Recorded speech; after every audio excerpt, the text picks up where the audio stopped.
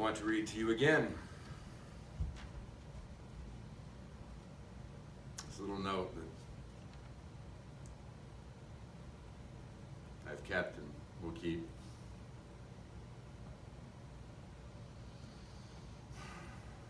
Ready to live at home with God. I want to speak all truth and not a lie. I want to live all truth and not a lie. Because if I live for something on this world, it can't bless me like God, and it doesn't last. If I have to give everything, I will, including my life, because all I need is the love of God. If it makes him happy, it gives me strength to live for him. I give my life to God, because that's what I'm meant to do. He owns me.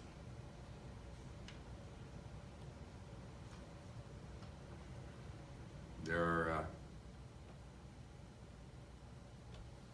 many different moments in this life that I look back at and I cherish. But I tell you, receiving that note from my daughter will always be at the top of that list.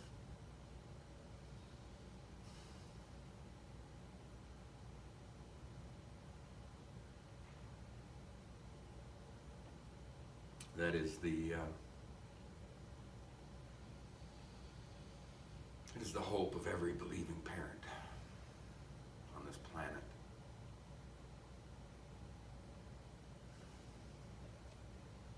And it is a blessing and a joy. I'm going to read to you from a couple of different passages this morning.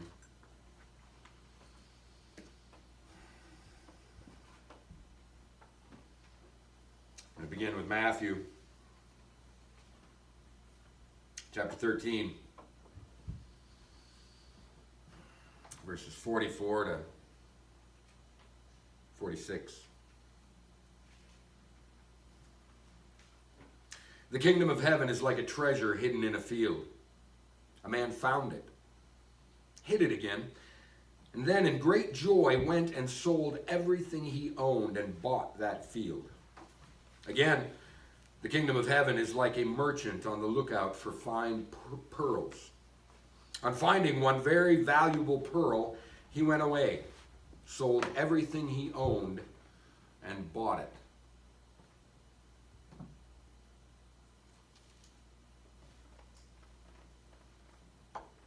We sang, "I Surrender All."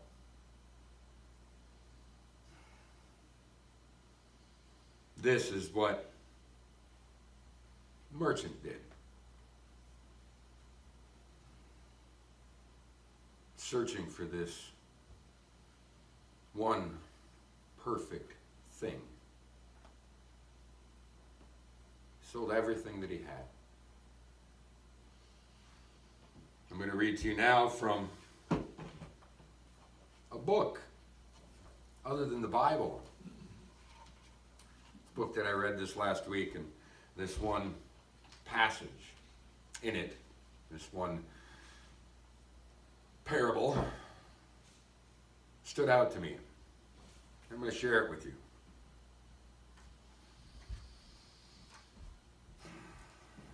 With a bit of sanctified imagination, one man offers this dialogue to illustrate just how much is involved in releasing our all to God so that we are free to serve others.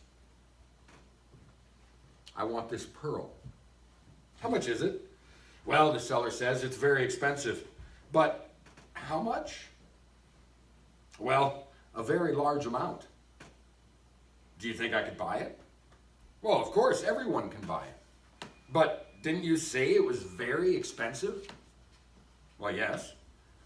How much is it? Everything you have, says the seller.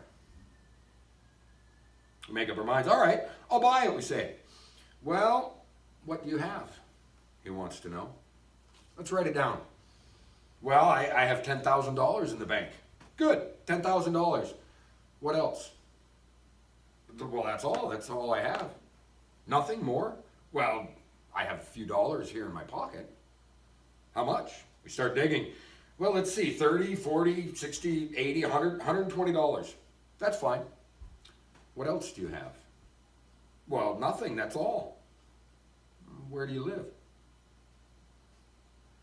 Well, in my house. Yes, I have a house. The house too, then. He writes that down. You mean I have to live in my camper? You have a camper? That too. What else? I'll have to sleep in my car? You have a car? Two of them. Both become mine. Both cars. What else? Well, you already have my money, my house, my camper, my cars. What more do you want? Well, are you all alone in this world? No, I have a wife and 2 children. Oh yes, your wife and children too. What else? I have nothing left. I'm left all alone now. Suddenly, the seller exclaims, oh, I almost forgot. You, yourself too. Everything becomes mine. Wife, children, house, money, cars, and you. Then he goes on, now listen, I will allow you to use all these things for the time being, but don't forget that they are mine, just as you are. And whenever I need any of them, you must give them up, because now I am the owner.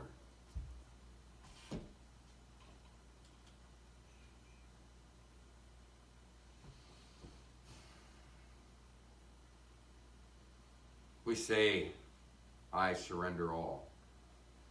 And then for the rest of our lives, we have to be reminded over and over again that what we have does not belong to us.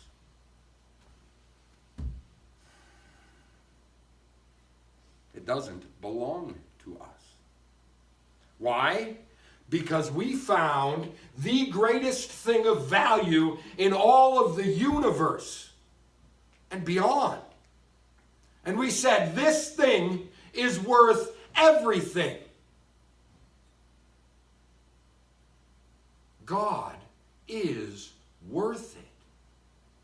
There is nothing that compares, nothing that even comes close to comparing. We can have everything. And yet, if we truly see God, we will sell it all. We will get rid of it all.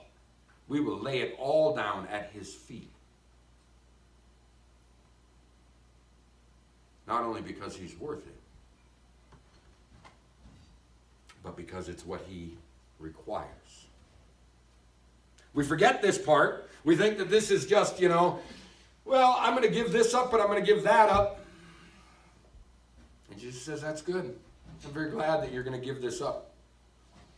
You will be better for it. You will be happier because you have given this up. But that's not enough.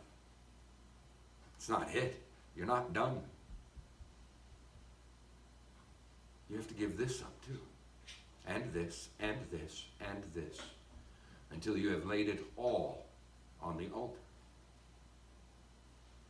This is the requirement for walking in unity with Jesus Christ.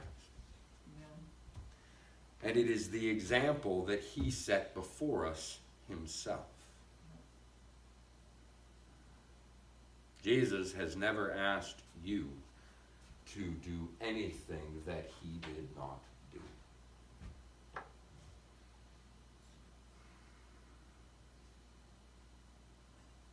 Jesus gave it all up. And he came here 100% submitted and obedient to God. That's what he did. And that is what we are asked to do.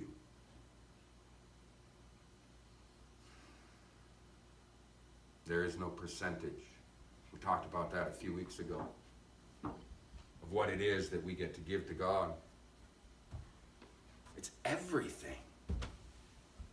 We were bought with the most costly price. The very blood of our King spilled out. That is what purchased us. He gave up everything. All of his glory in heaven. All of the worship and adoration that was his, to be despised and rejected by man. And finally slaughtered. This is what God asks of us. But it's worth it. Yes. It is worth it. It is not a burden. It is not a burden that will crush us. What is it that he tells us? He says, "Come unto me, you who are weary and heavy laden, and I will give you rest. For my yoke is easy and my burden is light." Why is his burden light when we have to give up everything in this world? That seems like a lot. Well, what is it that weighs you down? Everything in this world. All of the decisions, all of the responsibility, all of the things that we want and that we cling to. This is what burdens us. This is what weighs us down. Jesus says, give all that to me. Cast all your cares upon him because he cares for you.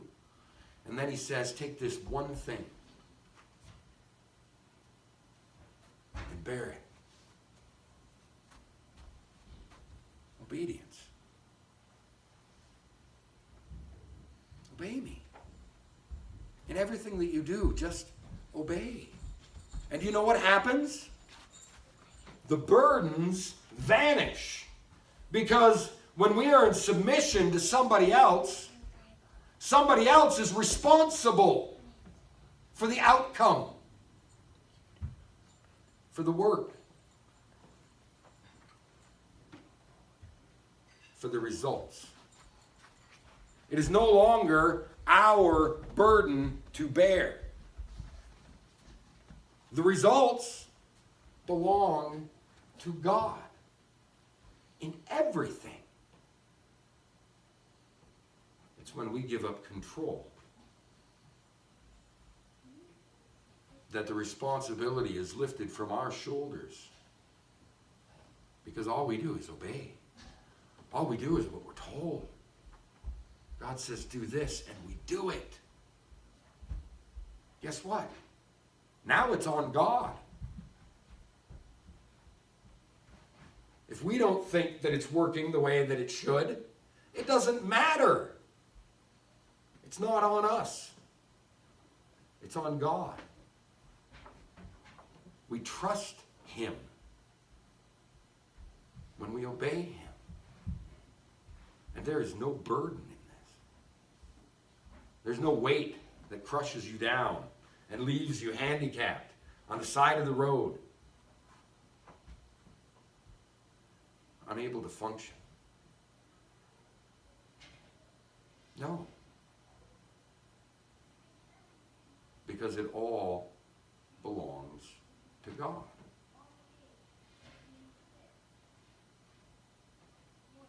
The obedience of Christ in the eyes of the world looks like the greatest failure ever. He was killed when he's 33 years old, roughly.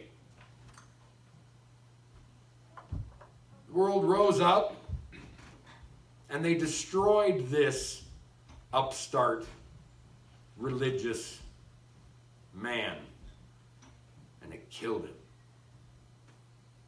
And his disciples scattered.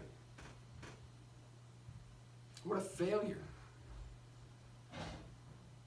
all of that submission, what did it lead to?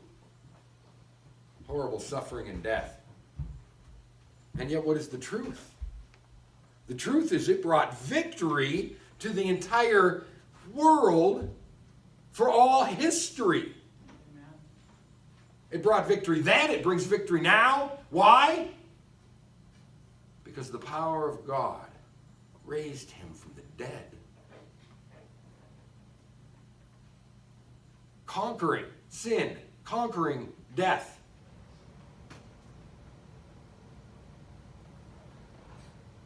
And what do we know? We know that that same power that raised Jesus from the dead is alive and at work in us. This is truth. It's that power that gave him the ability to submit in the first place. The power, the anointing of God, the wonder of it. Truth of it.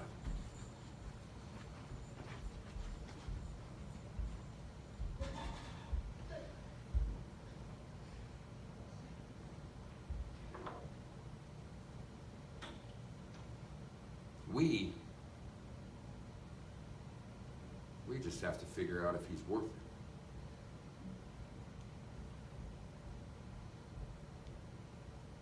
We are faced time and time again throughout this life, test after test after test after test after test. Life, this preparation for all of eternity, is test after test. There's not a moment of a day that doesn't go by whether we pass or fail in this testing. Because we are called to trust. And then something happens, and we are faced with trusting or doubting. And we do one or the other.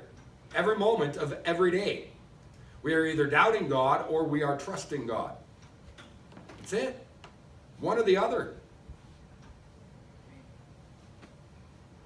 There is no in between. We are either walking in belief of what it is that he has said and asked of us, or we are not. Every moment of every day. In the big things. In the little things. You know what? I think we get the big things and the little things mixed up. I honestly believe that we have them backwards. Because you know what? You will face 10,000 times as many little things as you face big things. If you have one big episode a day, now this is a lot, right? To have one big issue a day, I mean, that's insanely a lot. Usually, it's spread out a little bit more that we face the big ticket items. How many little things do we face every single day? Every day. Well, if you look at it that way, you take all of the little things and you put them together, you face 10 million times more little things in your life than you do big things. And if you fail in the little things, how do you really think you're going to stand up in the big things? Every once in a great while, we have victory in a big thing. And we're like, yes! See? See how tremendous my faith is in the midst of this massive thing that has happened. And yet, the moment we walk away from victory in that big thing, what happens? A little thing that we fall on our face in the midst of. We talked about last week. Singing praise. And then cursing somebody out for the way they drive. Right back into singing praise. How many of the little things do we honestly give to God? Do we trust God in And this is a matter of what is in our heart. If we have truly surrendered all, then what is left that will cause us to curse somebody else? Guess what? We haven't surrendered all.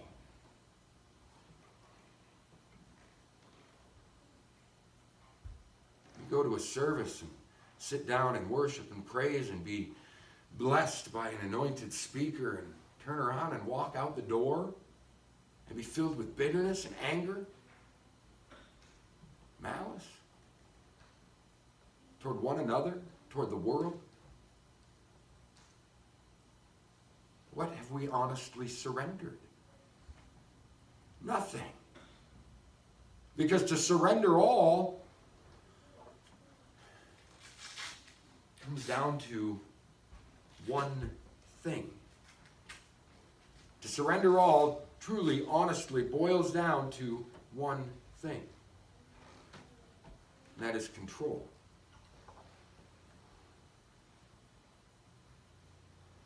If we seek to control,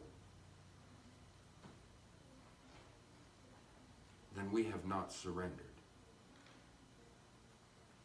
Amen. There is one king who sits upon a throne, who is the King of Kings.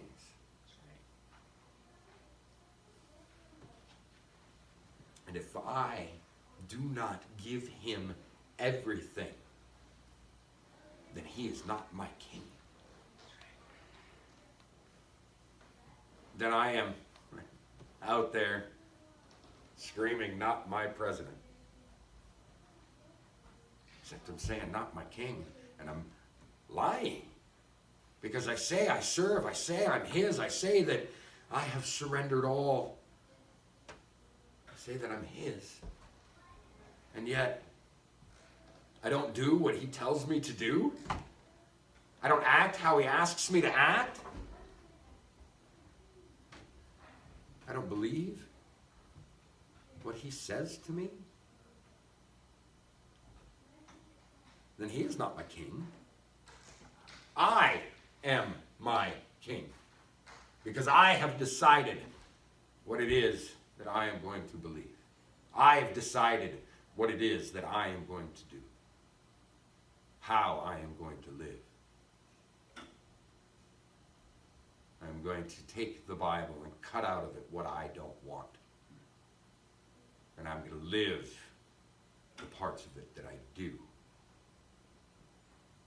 And that's a lie. And what does the Word of God tell us?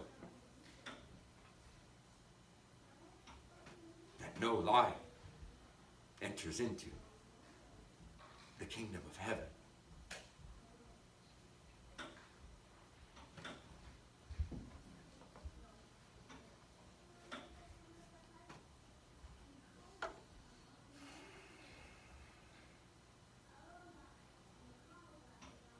I still remember the first time that I heard a song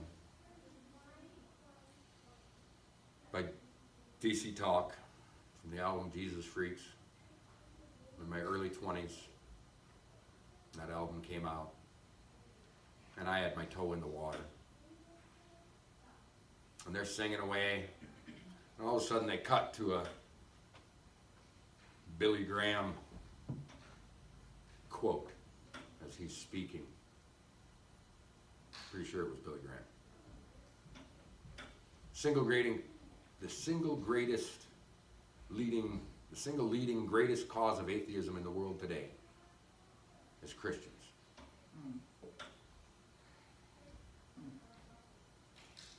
Who acknowledge Jesus with their lips and deny him with their lifestyle. And it pierced me then, because that was me. That was me. I acknowledged him with my lips, and I denied him with my lifestyle. I went to church on Sunday, and I went to Bible study on Tuesdays, and I went to the bar the rest of the week. Every day. And I acknowledged him with my lips, and I denied him with my lifestyle. I lived a lie.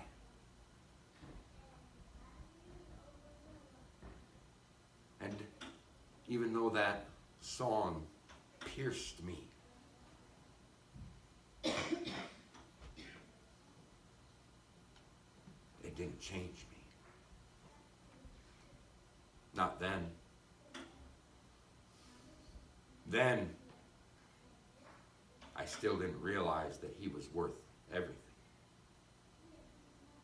Then, I was still too caught up with the world, with the things of the world.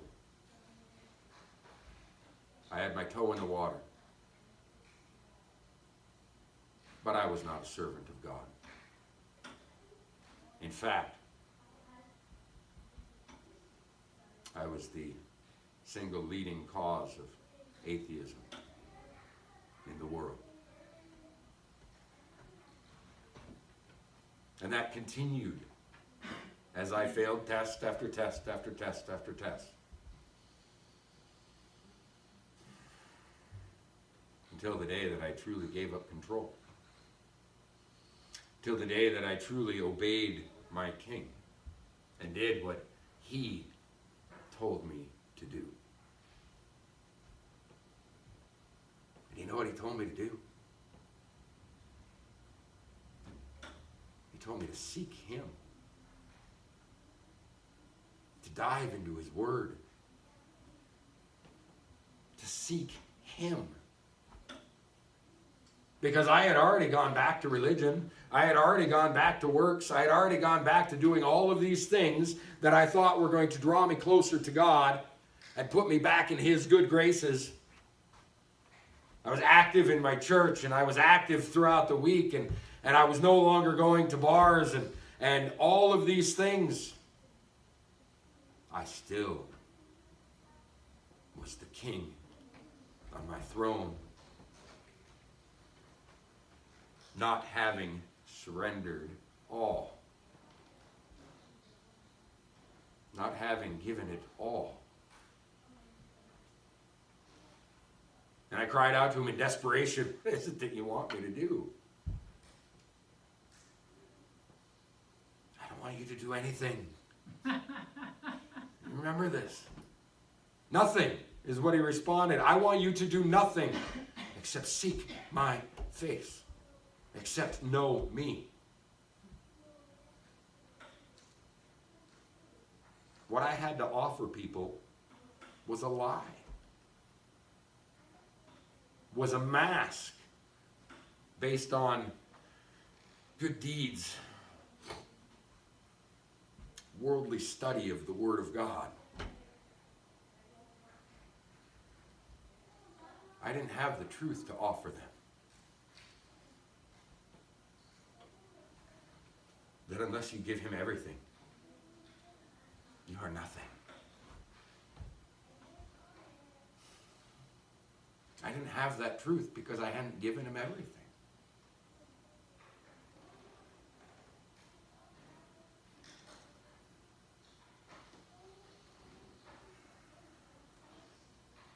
Control.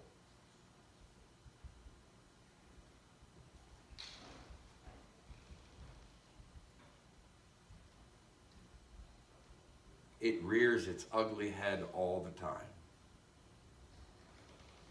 In this life, after I have laid it all at the feet of my King, I still try to take it back.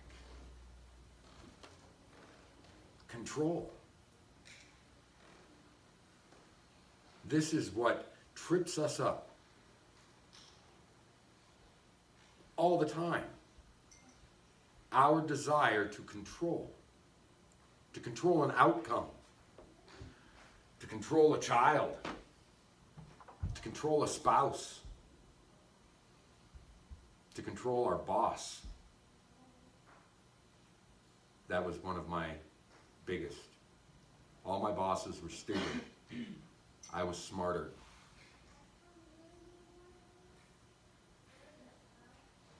So they had to do things my way. And they're the ones paying me.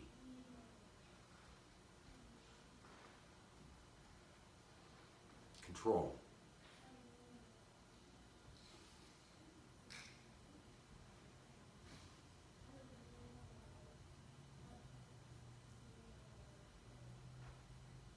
And then we have, not just in the big ticket control items, all throughout our lives, every day, we wrestle with God for control of our emotions, of our thoughts. What does he tell us? He says, whatsoever things are good, whatsoever things are pure, whatsoever things are holy, whatsoever things are of good report, if there be any virtue, if there be any praise, think on these things. That's right. And then what do?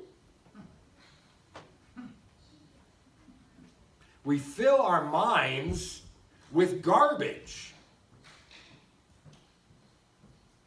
We wrestle with God for control of what it is that we are supposed to think. He says, think about good things. What is good? There's none good but one. That is God. Think about God. The majesty, the beauty, the wonder, the awesomeness of who he is, of what he's done, the creation, the redemption, the salvation, the love. Live in this. Dwell in this. Meditate on this. Think of this. What do?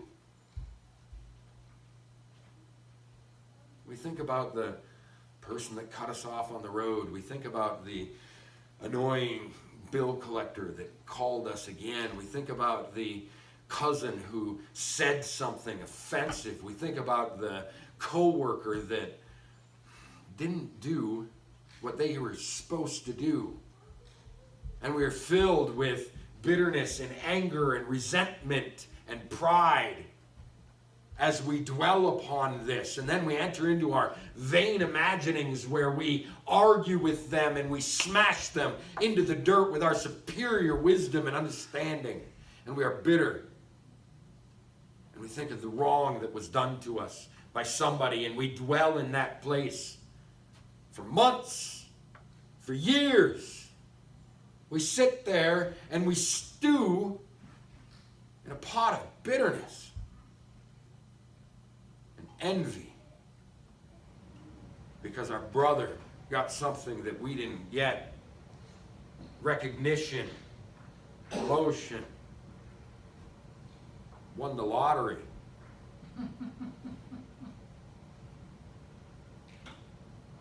And what are we doing?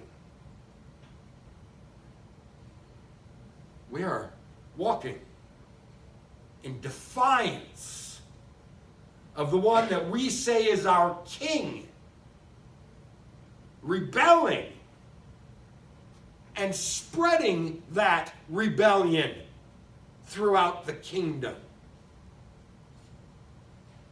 As we talk about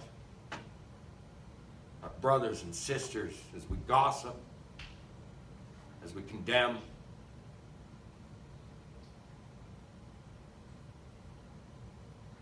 no. There's a reason he says, if there is anything that is good, is noble, good report, virtuous, praiseworthy, think on this. Dwell on this. Why? So you won't be miserable because of your lack of control in another person's life. Because you won't be miserable about the lack of control in your own life. Instead, you will trust and praise the one to whom you surrendered your life.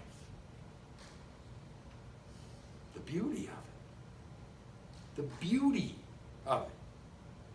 But we have to see the truth that this one thing is worth everything. Honestly, as you think about it, it seems so simple. Is God worth my bitterness? I mean, really, he wants me to, he's done all this. He's amazing. He's beautiful. He's creative design. Is it worth it to give up my bitterness? To have God? And we say, yeah, it's a no-brainer. But then we come face to face with our bitterness. Because our bitterness is the spawn of somebody else's assault upon us. Somebody else's robbery, somebody else's abuse. And we say, but this is wrong. This is wrong. They deserve to die. And until they do, I will not be satisfied. And so, I can't embrace any of this goodness because I am consumed with how much I hate them. And there we are, stuck in the middle because of a wound, because of an abuse from receiving the fullness of the love of God, piercing our soul and filling every aspect of us because we refuse to give this one thing. Anything but that. Why? Because this requires forgiveness. This requires saying, for me to release this bitterness, for me to release this anger, for me to give up control over their fate, is for me to forgive them and say that they are yours. That you have my permission to do with them what pleases you. Not listening to my opinion on which part of the 7 hells they should dwell in for all of eternity. On what it is that they should suffer in this life because of what I have suffered in this life. Saying, no, they're yours. You created them. You designed them. You knit them together in their mother's womb. And you are responsible for them. And I give up control on what it is that you do now and for all of eternity in the life of this person.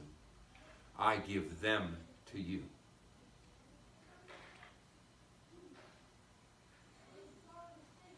This is forgiveness. It is giving people to God. Giving him what he owns. Well, thankfully, I only have to give 10%. No. We don't want to walk around this lifetime bearing 90% of the burden. We give it all. This is what it is to surrender all. He wants all of our hurts, all of our pains, all of our jealousies. And in return, what does he give us? What is his promise? Abundant life. True life. Life in union with God. Us in God and God in us. Can we have that without giving up us in us? If it's me and me, there ain't no room for God in me. This is why we are called to take up our cross. To crucify the flesh. To be rid of selfishness. To be rid of control. To yield to the King of glory. To yield to the one that knows better. In everything. He knows better. But we have to see that he knows better. And do you know what? All it takes is walking outside and staring into the heavens to understand that God knows better. Because I don't understand these flaming balls of gas that are producing light and energy that give me life. I don't understand them. Black holes, shooting stars. Do you realize how many meteors are flying around the earth right now? Hundreds of thousands. Hundreds of thousands. Just circling the earth. I don't understand it. Gravity? The majority of everything out there is empty. All this empty space. Why don't we float away? Because the one that knows established a law. Made a law. We like to think we make laws. He made laws. These laws blow our minds. And the only thing that we can do is look at them and see that they work. That's what we get to do. We get to see that the laws that God created work. This is natural law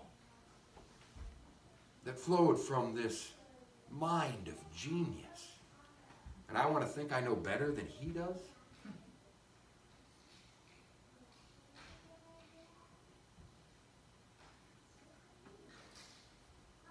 When I do, I suffer the consequences. I suffer the consequences of guilt and shame and remorse, of doubt and fear and worry. And these consequences, they weigh on us. What is it that God said to Cain? He said, why is your face downcast? Why are you hanging your head? Don't you realize that sin is crouching at the door, but you can have victory over it? This is before he killed his brother. This is when control was entering his own mind. And he was embracing it. Control. And what did it do? It bowed him over.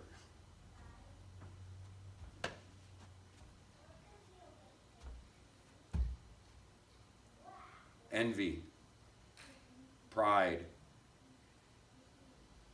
control. It is a burden on us. It's a burden.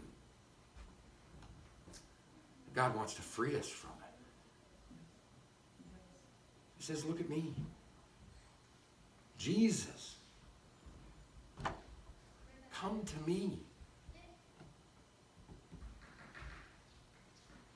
Father, if you will but return to me, I will give you rest. This is his desire.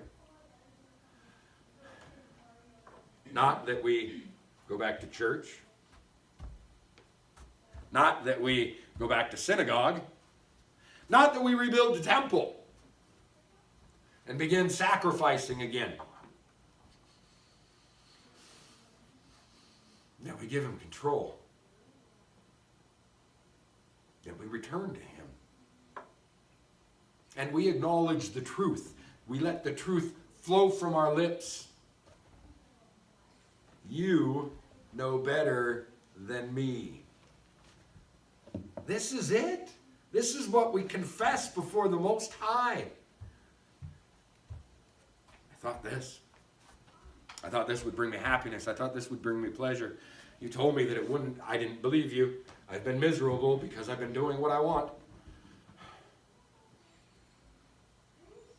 I'm going to return to you, and I'm going to cast it at your feet. I'm going to repent. I'm going to confess that you know better. We do it all the time. What is it that everybody says needs to be done?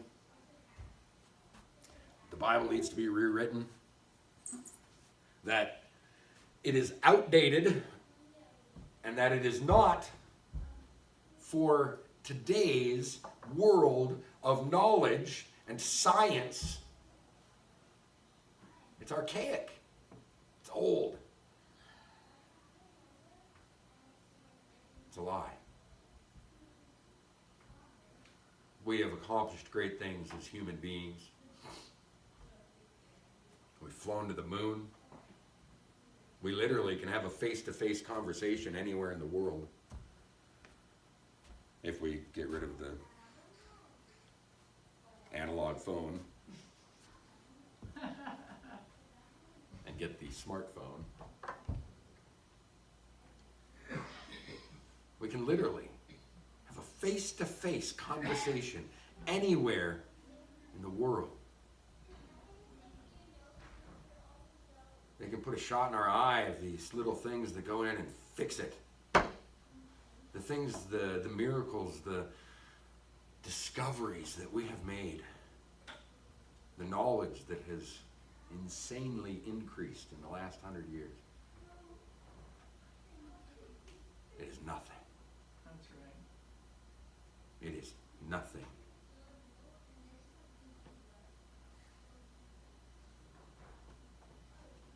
Compared to the infinite knowledge of God. We need to give him control. We need to be set free.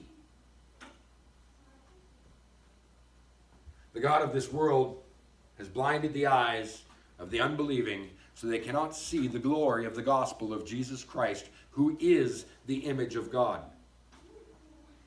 We blame him for everything. He's blinded our eyes. He has done this. He has done that. Well, guess what? Only if we give him control. The choice is ours. The God of this world has blinded the eyes of the unbelieving, so that we think we are in control.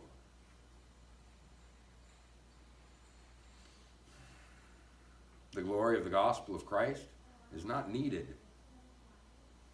if I'm in control. Because if I'm in control, then everything I do is right. Then everything I say is right, because I make the rules. I make the decisions. The glory of the gospel of Jesus Christ is to see that I am not in control. That indeed, if I was, doomed.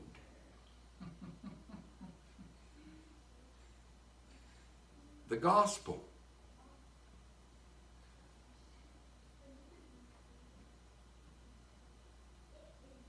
The gospel also shows us that Satan is not in control. All of the forces of hell are not in control.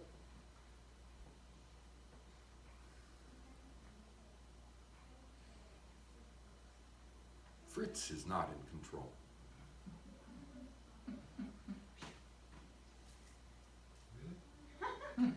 I heard all about it in a hunting story yesterday. There's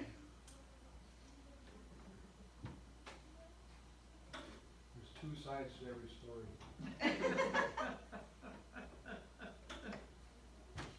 Puts his That's way in the only wrong way. Two people involved. You either got him, there's three. But the truth is that God is in control. Amen. We have to believe it. Yes. We have to trust in it. That is the only thing that brings joy into our lives.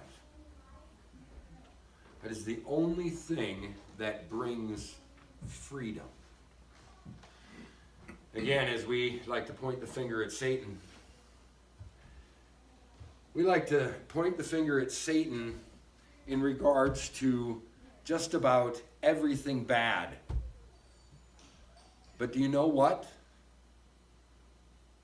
Satan, he just gives us opportunities to control things. That's what he does. The temptations that he places in front of us are control issues. Yes, I know I told God that I wasn't going to smoke another joint. That I was going to surrender that to him.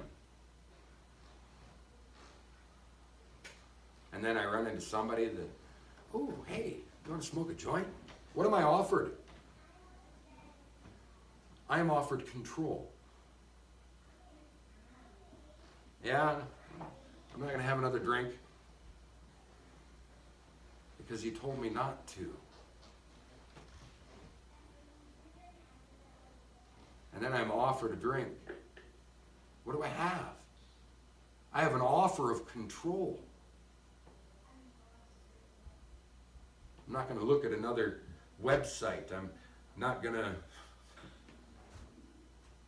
I am going to get a job. What am I offered? Control. Control of my life. Control of my destiny. Control of my health. I'm going to do this diet. I'm going to do that diet. I'm going to exercise.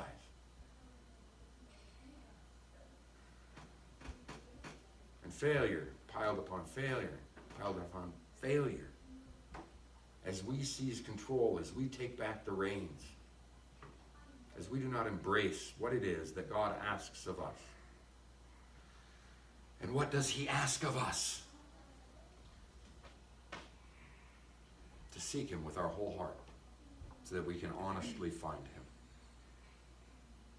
To love him with all that we are. To love our neighbors as ourselves. To love him.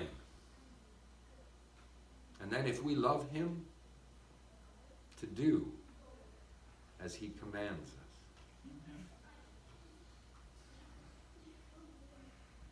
To be a servant.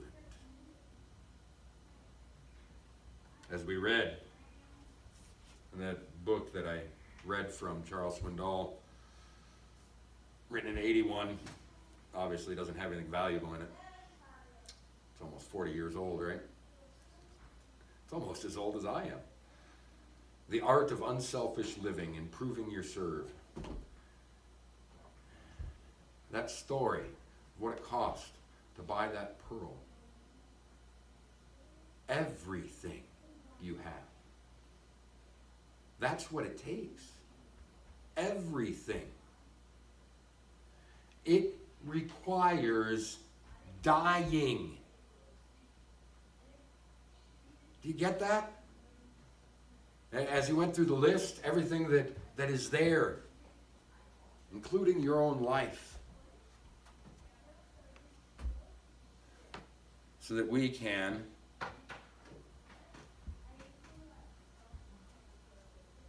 be like the one who says, it is no longer I who live, but Christ who lives in me.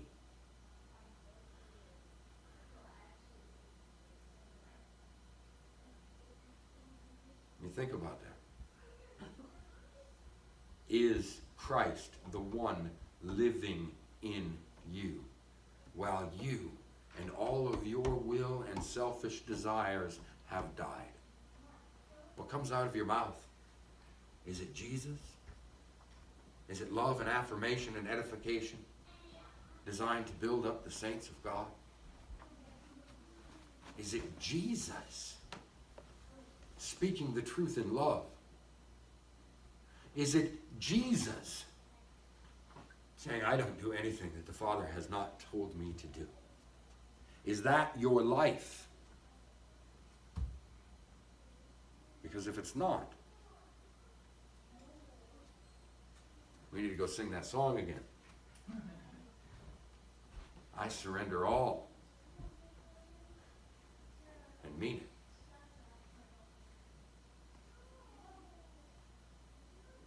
Freedom. There is complete and utter, total freedom when we surrender. The bonds that bind us the tightest is ourself. The bonds that bind us tightest is ourself. We need to crucify self. Kill it. Let it die. Then we need to stop resurrecting it and embrace complete and total servanthood. Because this is what Jesus asks of everyone. Amen. And again, it is a light burden that he places upon our shoulders. The only time that burden becomes heavy is when we start to think of self. What you're asking me to do, it doesn't look good to so-and-so. I don't look good. They might be offended. I don't look good. They'll think I'm stupid. I don't look good.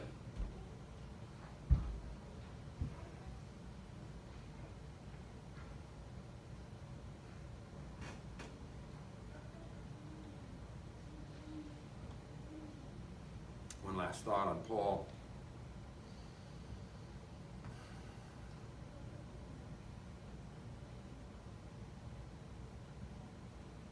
Skip that.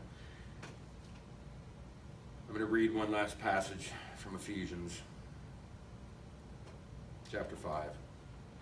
Oh, I didn't mark it.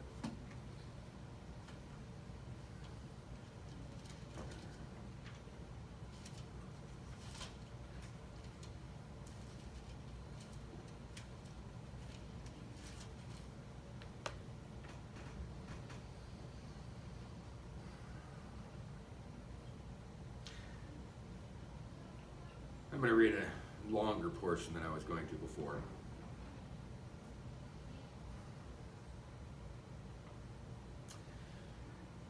Chapter 4, verse 14. Excuse me, verse 17. Therefore I say this, indeed, in union with the Lord, I demand it. Do not live any longer as the pagans live, with their sterile ways of thinking. Their intelligence has been shrouded in darkness, and they are estranged from the life of God because of the ignorance in them, which in turn comes from resisting God's will.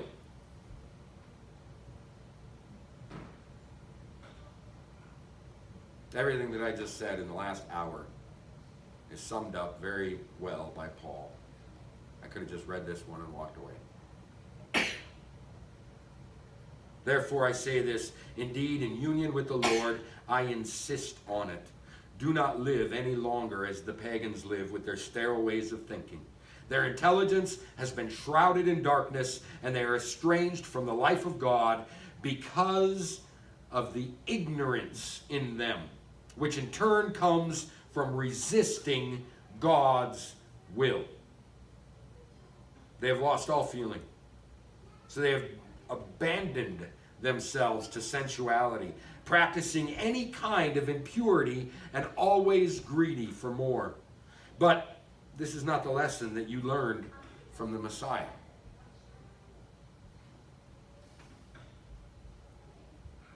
At what point did Jesus ever live a life that was selfish? This is not what we learned from him. At what point did he ever live a life of control? I will point this out.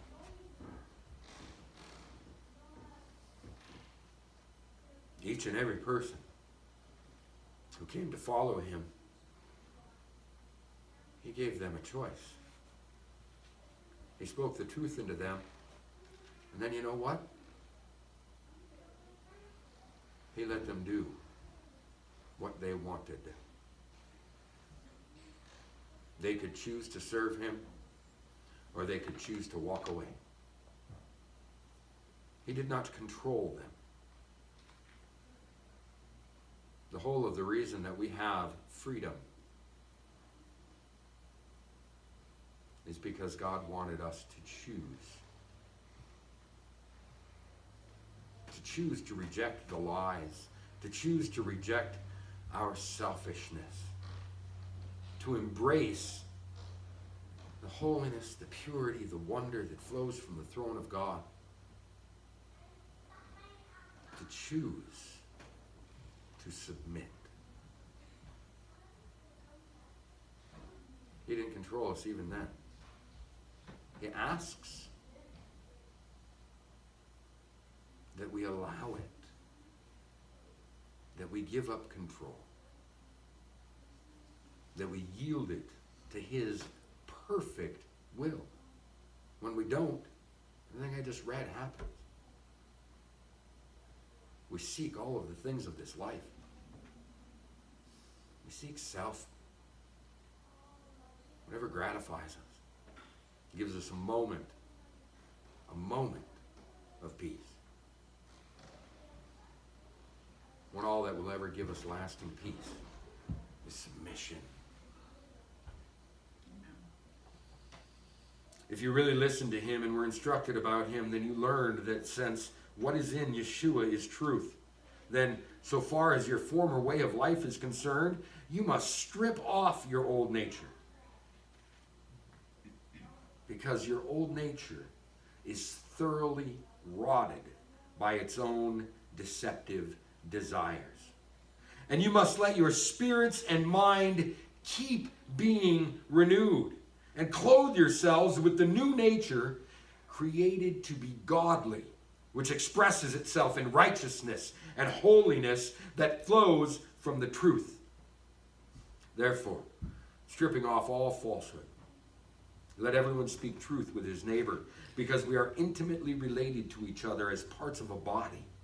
Be angry, but don't sin. Don't let the sun go down before you have dealt with the cause of your anger.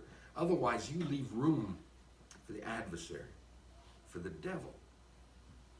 The thief must stop stealing. Instead, he should make an honest living by his own efforts. This way, he will be able to share with those in need. Let no harmful language come from your mouth. Only good words that are helpful in meeting the need. Words that will benefit those who hear them. Don't cause grief to God's Holy Spirit, for he has stamped you as his property until the final day of redemption.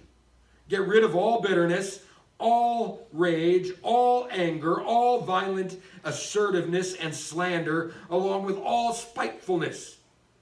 Instead, be kind to each other, tender-hearted, and forgive each other, just as in the Messiah, God has also forgiven you. Therefore, so, imitate God as his dear children, and live a life of love, just as also the Messiah loved us. Indeed, on our behalf, gave himself up as an offering, as a slaughtered sacrifice to God with a pleasing fragrance. Among you, there should not even be mentioned sexual immorality, or any kind of impurity or greed, These are utterly inappropriate for God's holy people. Also, out of place are obscenity and stupid talk or coarse language. Indeed, instead, you should be giving thanks. For of this you can be sure. Every sexually immoral, impure, or greedy person, that is, every idol worshiper, has no share in the kingdom of the Messiah and of God. Let no one deceive you with empty talk, for it is because of these things that God's judgment is coming on those who disobey him. So don't become partners.